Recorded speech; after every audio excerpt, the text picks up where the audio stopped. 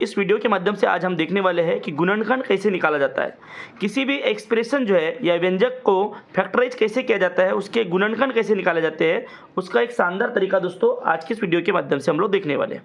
तो सबसे पहला एग्जाम्पल और दूसरा एग्जाम्पल, दो एग्जाम्पल के माध्यम से समझेंगे दोस्तों कि किसी भी एक्सप्रेशन को फैक्टराइज कैसे किया जाता है। ठीक है, तो यहाँ पर दोस्तों देखो 2x का स्क्वायर प्लस 10x प्लस 12 और दूसरा एग्जाम्पल है दोस्तों 2x का स्क्वायर प्लस 10x माइनस 12। मतलब इन दोनों भी एग्जाम्पल में एक ही डिफरेंस है दोस्तों कि ये जो लास्ट वाला जो पद है या टर्म है यहाँ पर प्लस 12 है और यहाँ पर माइनस 12 है। ठीक है दोस्तों, सबसे पहले हम लोग देखते हैं एग्जाम्पल नंबर पहला कि एग्जाम्पल नंबर पहला जो है उसके गुणनखंड कौन कौन से है वो सबसे पहले हम लोग निकाल लेंगे। तो इतना याद रखना है दोस्तों कि जो पहला टर्म है इसमें जो 2 है, ठीक है दोस्तों, ये क्या है, कांस्टेंट होता है। ठीक है, ये जो गुणक है मतलब इसको कोएफिशिएंट भी कहते हैं इंग्लिश में। तो इसको दोस्तों ये जो लास्ट वाला टर्म है 12, इससे मल्टीप्लाई कर लेना है। सबसे अगर पहले जो हम लोग 2 इंटू अगर 12 करें, 2 इंटू 12 कर देंगे तो दोस्तों हमको यहाँ मिलेगा 24। अब दोस्तों 24 प्लस 24 है, तो इसके ऐसे 2 फैक्टर्स निकालना है जिसको जोड़ने के बाद या घटाने के बाद यहाँ पर 10x आना चाहिए, मतलब 10 आना चाहिए दोस्तों। ठीक है, तो कैसे आएगा, सबसे पहले दोस्तों यहाँ पर जो है प्राइम फैक्टराइजेशन मेथड जो है या फिर हम उसको बोलेंगे अभाज्य गुणनखंड विधि से हम यहाँ पर एलसीएम निकाल लेंगे दोस्तों 24 का। ठीक है, तो 24 का एलसीएम निकाल लेंगे तो 2 से यहाँ पर डिवाइड करेंगे, यहाँ 12 आ जाएगा। ध्यान 2 से करेंगे तो यहाँ पर 6 आ जाएगा। ध्यान 2 से करेंगे यहाँ 3 आ जाएगा। ध्यान 3 से करेंगे यहाँ पर 1 आ जाएगा दोस्तों। अभी यहाँ पर जो है हमको एलसीएम मिल चुका है। तो 24 के जो है दोस्तों गुणनखंड कौन कौन से है, 2 इंटू 2 इंटू 2 इंटू 3। ठीक है, इस प्रकार से मिल गया। अब दोस्तों यहाँ पर इसको पहला पद मान लेते हैं और इसको दूसरा पद मान लेते हैं। अब 2 इंटू 2 कितना हो जाएगा दोस्तों 4 और 2 इंटू 3 कितना हो जाएगा 6। 4 इंटू 6 कितना हो जाएगा 24।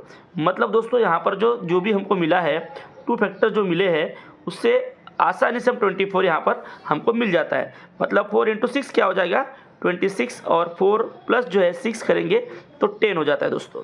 यहाँ पर जो इसको मैं ऐसे लिख देता हूँ 4x plus 6x is equal to 10x। ठीक है, इस प्रकार से हो जाएगा। और 4 इंटू 6 करोगे तो 24 भी हो जाएगा। यहाँ पर माइनस का चिन्ह है ही नहीं, यहाँ पर 4 और 6 से 2 फैक्टर मिल चुके हैं दोस्तों। अब क्या करेंगे, हम इसको सॉल्व कर लेंगे। कैसे सॉल्व करेंगे दोस्तों, जैसे 2x जो है 2x का स्क्वायर जैसे का वैसा लिख देना है, प्लस 10x की जगह दोस्तों अब हमको क्या लिखना है 4x प्लस 6x। तो यहाँ पर 4x प्लस 6x प्लस 12 ऐसे लिख देना है दोस्तों। ठीक है, बड़े आसानी से हमने लिख दिए। अब आगे क्या करना है, इसको और भी एक्सपाउंड करना है, इसका विस्तार लिख देते हैं दोस्तों। कैसे लिख सकते हैं इसको और एक तरीके से कि यहाँ पर जो है 2 इंटू एक्स इंटू एक्स। ठीक है, 2x का स्क्वायर हो गया 2 into x into x plus. ठीक है दोस्तों, ये पहला टर्म हो गया। अब दूसरे टर्म को हम लोग क्या करेंगे, इसको भी हम लोग इसका विस्तार लिख देंगे। 2 इंटू एक्स हो जाएगा। ठीक है, 2 इंटू एक्स, 2 2 जा 4, 4 इंटू एक्स मतलब 4x प्लस 6x मतलब 2 इंटू 3 इंटू एक्स। ठीक है, 2 3 जा 6x प्लस 12 को क्या लिखेंगे दोस्तों 2 इंटू 3। ठीक है, यहाँ पर 2 2 जा 4, 4 3 जा 12, 4 3 जा 12। इस प्रकार से 4 टर्म मिल चुके हैं दोस्तों। अब क्या करना है, सबसे पहले 2 टर्म जो है ये 2 टर्म और इन 2 टर्म में कॉमन क्या है वो निकाल लेना है। अब कैसे निकालेंगे दोस्तों, जैसे यहाँ पर 2 है यहाँ पर भी 2 है। ठीक है, तो सबसे पहले 2 को आपको कॉमन ले लेना है 2। उसके बाद यहाँ पर भी x है, यहाँ पर भी एक x है, तो 2x कॉमन ले लेंगे दोस्तों। बचा हुआ यहाँ पर एक x बच गया और यहाँ पर एक 2 बच गया, मतलब प्लस 2। इस प्रकार से ले लेना है। अब ये दोनों भी टर्म हो गए। अब ये दोनों टर्म में कॉमन क्या है वो निकाल लो दोस्तों आप। यहाँ पर प्लस का ही चिन्ह आएगा क्योंकि यहाँ माइनस का चिन्ह है ही नहीं। ठीक है, यहाँ पर कॉमन क्या है, यहाँ पर 2 है, यहाँ पर भी 2 है। ठीक है, यहाँ पर 1 टाइम 2 है तो यहाँ पर भी, यहाँ 2 टाइम 2 है पर यहाँ पर 1 टाइम ही क्या हो रहा है कॉमन हो रहा है, यहाँ पर 2 लिख लो। अब यहाँ पर भी x है पर यहाँ पर x नहीं है। ठीक है, यहाँ पर 3 है, यहाँ पर भी 3 है, इंटू 3 कर दो दोस्तों। ठीक है, ध्यान क्या करो, बचा क्या है x प्लस 2। अब क्या हो गया दोस्तों, यहाँ पर हमको एक फैक्टर मिल चुका है x प्लस 3 और x प्लस 3। यदि ये कॉमन मिल गया दोस्तों तो बड़े आसानी से हम इसके फैक्टर निकाल सकते हैं, मतलब हमको हमारा आंसर ही मिल जाता है।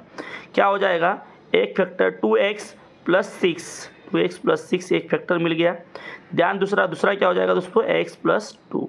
इस प्रकार से दोनों भी फैक्टर हमको मिल चुके हैं और ये हमारा है आंसर। इस प्रकार से यहाँ पर दोस्तों हमारा आंसर निकल चुका है। अब करते क्या है, दूसरा एग्जाम्पल देख लेते हैं दोस्तों। यहाँ पर है -12।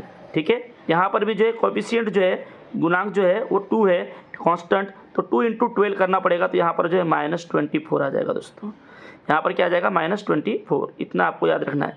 अब इसके 2 फैक्टर निकालना है। कैसे 2 फैक्टर निकालना है, फिर से यहाँ पर आपको जो है प्राइम फैक्टराइजेशन मेथड से या फिर अभाज्य गुणनखंड विधि से क्या करना पड़ेगा, इसके भी गुणनखंड निकाल लेना पड़ेगा। ठीक है, तो यहाँ पर आ जाएगा 12, यहाँ पे 2, यहाँ पे 6, यहाँ 2, यहाँ 3, ध्यान फिर 3 से करेंगे तो यहाँ पर आ जाएगा 1। अब दोस्तों यहाँ पर जो है 24 जो है उसके फैक्टर्स कौन कौन से मिल चुके हैं, यहाँ पर विभाजक 2 इंटू 2 इंटू 2 इंटू 3। अब दोस्तों यहाँ पर करना क्या है, यहाँ पर एक टर्म हो गया, ये दूसरा टर्म अगर हम लोग लेते हैं तो ठीक है, बट 4 + 6 अगर करते हैं तो 4 + 6 अगर करेंगे तो 10 तो आएगा, 10x आएगा, जैसे पहले वाले एग्जाम्पल में हमने किए थे। बट दोस्तों क्या होगा कि यहाँ माइनस नहीं आ रहा है, इसका मतलब ऐसे 2 नंबर लेना पड़ेगा यहाँ से हमको कि जिससे प्लस भी आ जाए और -24 भी आ जाए। तो 2 3 जा 6, 6 2 जा 12, तो यहाँ पर 12 ले लेते हैं, और यदि मान लो दोस्तों 2 ले लेते हैं तो 12 इंटू 2 24 हो गया। ठीक है, अब 12 इंटू 2 मतलब अगर प्लस कर दूंगा दोस्तों तो क्या हो जाएगा, 14 हो जाएगा। मुझे क्या चाहिए, 10x चाहिए, और यहाँ माइनस भी चाहिए, अगर मल्टीप्लाई करूँ तो माइनस होना चाहिए। ठीक है, तो अगर मान लो 2 को यहाँ माइनस लगा दूँ, ठीक है, +12 और -2 ले लूँ तो क्या होगा। अब आपको पता है कि 12 - 2 करूँगा तो 10x हो जाएगा, और 12 इंटू -2 करूँगा तो -24 हो जाएगा। मतलब दोस्तों हमको यहाँ पर 2 फैक्टर्स मिल चुके हैं, 12 और -2। ठीक है, इस प्रकार से लिख दोगे तो आपको और अच्छे से समझ में आ जाएगा। अब यहाँ पर दोनों भी मिल गए। अब इसी को हम लोग ऐसे लिख सकते हैं दोस्तों, इस प्रकार से 12x - 2x = 10x। ठीक है, इस प्रकार से लिख दो ताकि आपको यहाँ पर सॉल्व करते समय आसानी जाए। अब करना क्या है दोस्तों, सबसे पहला टर्म जैसे का वैसा लिख देना है, जैसे कि आपको पहले बताया गया था। इसके पश्चात आपको लिखना है +12x, 2 फैक्टर मिले थे, 12x - 2x -12, ये जैसे का वैसा लिख देना दोस्तों। यहाँ पर बिल्कुल भी 24 लिखना नहीं है, यहाँ पर जो भी है तीसरा टर्म वही जैसे का वैसा लिख देना है। ठीक है, अदरवाइज आपसे गलतियाँ हो जाएगी। अब हमको क्या करना है, इसको दोस्तों इसको विस्तार पूर्वक लिख देना है। तो क्या होगा, 2 इंटू एक्स इंटू एक्स, ये हो गया पहला टर्म। 2x का स्क्वायर मतलब 2 इंटू एक्स इंटू एक्स। अब 12x मतलब 2 इंटू 2 4 हो गया, इंटू 3 4 3 जा 12 इंटू एक्स। ठीक है, तो इस प्रकार से हो गया, ये हो गया आपका कितना, दूसरा टर्म दोस्तों, +12x का 2 इंटू 2 4, ठीक है, 4 इंटू 3 12 और इंटू एक्स -2, तो यहाँ पर 2 जैसे का वैसा आएगा दोस्तों, इंटू एक्स आ जाएगा, -12, तो यहाँ पर जो फिर से दोस्तों क्या आएगा, 2 इंटू 2 इंटू 3, बस 2 2 जा 4 और ये 4 3 जा 12। इस प्रकार से हमको यहाँ पर चारों पद मिल चुके हैं। अब आपको देखना क्या है, इसमें और इसमें, ये दोनों पद में और इन दोनों पद में कॉमन क्या है वो निकाल लेना है दोस्तों। अब हम लोग कॉमन निकाल लेंगे। कॉमन निकालेंगे तो क्या हो जाएगा, यहाँ पर 2 है, यहाँ पर भी 2 है, मतलब 2 तो कॉमन निकल ही गया। ध्यान, यहाँ पर x है, यहाँ पर भी 1 टाइम x है, मतलब 2x कॉमन निकल गया। अब बचा हुआ जो भी है दोस्तों उसको ब्रैकेट में लिख देना है, x बच गया है, और यहाँ से क्या बचा है, 2 और 3, मतलब +6 बच जाएगा। ठीक है, अब आगे वाला देखते हैं दोस्तों। यहाँ पर जो माइनस है तो यहाँ पर भी माइनस ले लेते हैं।